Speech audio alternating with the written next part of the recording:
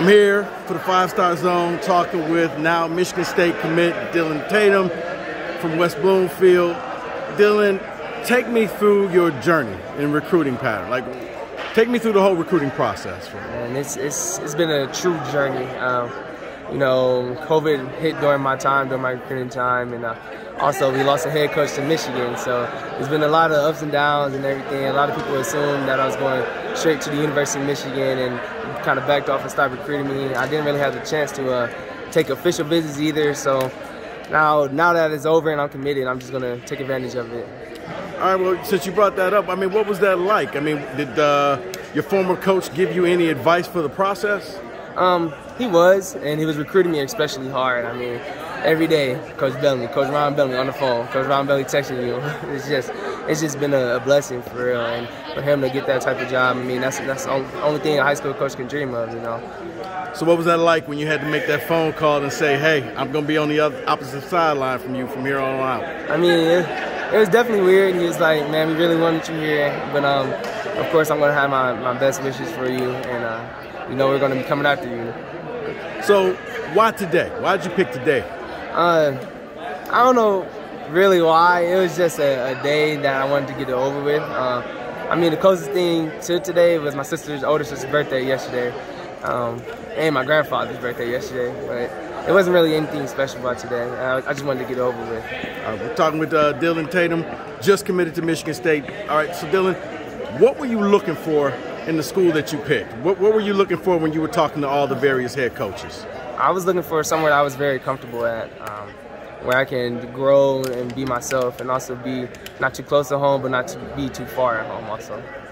So you ended up with Michigan State and Mel Tucker. What was the relationship like with Mel Tucker? He just got there. How quickly did you guys click?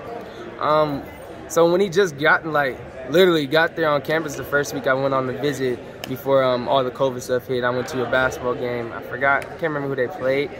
I think it was like Purdue or something, but we had some talks then, but I was a sophomore then also. So, you know, coming towards time now and he found out I wanted to play defensive back, it just got even better because he's a DB guru and he knows everything about it. And when I went into the camp and worked out, it was like a surprise workout because I wasn't planning on workout. He had a guy record everything I do, and after the camp was over, we went into his office and critiqued everything that I did in practice, what I can get better at, and what are my good things and my strengths. So yeah, I mean, you can kind of do everything, offense, defense. Are you going to focus on being a defensive back, or are you going to try your hand at offense as well? I mean, I would love to play both sides. Hopefully I can work hard enough and get a little package going on offense. I think that would be really fun. And I'm definitely going to play defense and special teams. I'm going to go at it, especially my first year. So when you were going through the process, who did you lean on? Who did you talk to the most to try to give you advice?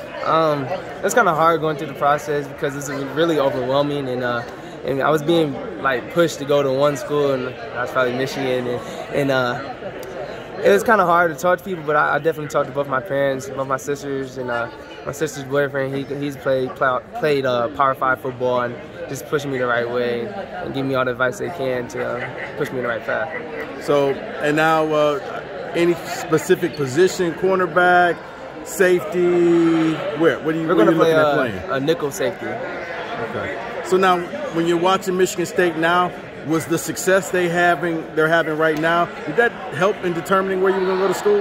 I always knew it was a great team. I mean, they have multiple Big Ten championships. They also won a Cotton Bowl not too long ago, I believe. So, right? I think that's right. And I mean, it was just getting the guys that can play at the higher level and go against guys like Ohio State and beat those guys year after year, and especially, I mean, I think they're 12-3 against Michigan in the last 15 years or whatever, something like that. I don't know the exact record, but Michigan's always getting those highly recruited guys, and Michigan State always has the lower level guys. And I don't want to say lower level, but that's simple as that.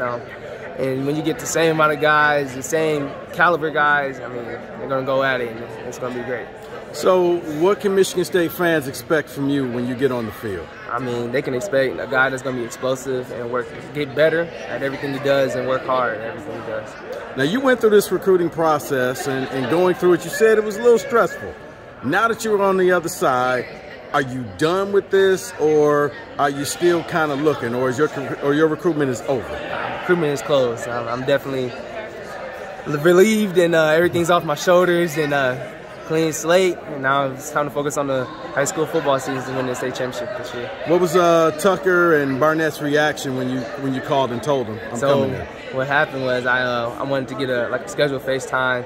And I also got Coach Pagler, the running backs coach, in that call because he was the guy that was first recruiting me when they got there because I wanted to play running back at the time.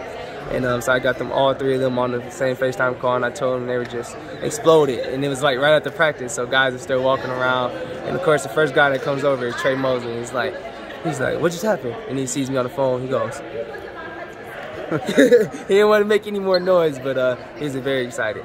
You know, you played together with him. Did he have any input for you? I mean, Trey when he was here, I mean, he was a great leader. I mean, he just always pushed the guys in the right path and keeping me, like, I would say in check, but like as a freshman, that's when I got moved up and I was still young, and he's 18 years old and knows everything, and I just really taking it all in. All right, well, last question. Now that you're on the other side, do you put on your recruiting hat and you try to bring other people into the flock with you? Of course. And I think he left, but first guy is going to be Michael Williams, and then the second guy is going to be Amir Herring. Thanks, man. I appreciate it. Thank you.